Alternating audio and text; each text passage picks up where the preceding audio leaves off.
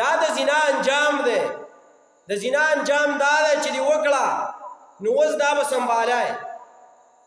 اوس بیا سنبالښت به کوم ځای له راځي دغې ځای له به راځي چې بیا به د دې نه ماشوم پیدا کېږي بیا به کله په یو کوڅه کې پروتي کله به په بله کوڅه کې پروتي کله به د ګنو بټل کې پروتي کله به د جوارو بټل کې پروتي مسله سوا وجه سوا زنا وجه سوا زنا که چېرته الله تا ته ویلي چې زنا مه کوه نو بیا سوا تا زنا وکړه د هغې نه دغه انجام راووتو چې سی چلو شو بیا کله یو ځای پروت او کله بل ځای پروت کله یو ځای او کله بل ځای نو بیا دې نه دا نتیجه راوځي نو زنا خو دې په خپل ځای باندې ګناه وکړه الله دې درته هدایت وکړي که هدایت دې په نصیب کې نه الله دې په تندر سړه کا الله دې په تندر سوړ کا چې یو دې زنا وکړه او بل دې قتل وکړو یو دې زنا وکړه بل دې قتل وکړو چې ته ماشوم راوړه بیا یې غورځوه دا خو قتل له نفس دی دا مسله به مخکې راشي چې خانداني منصوبه باندې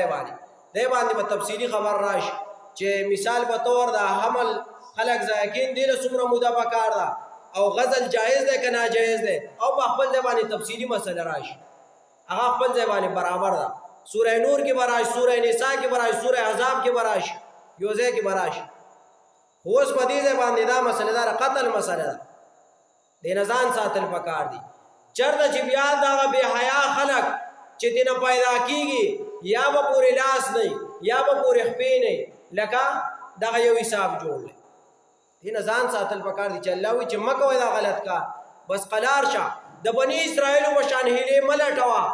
د بني اسرائیلو په شانتې هیلې مه لټوه چې خیر دی دا خو پکې څه مسله نه ده او دا چې دا خو پکې جایز دي دا خو پکې لم میرج دی دا خو پکې اخوازه او دا پکې دې خوازه نو دا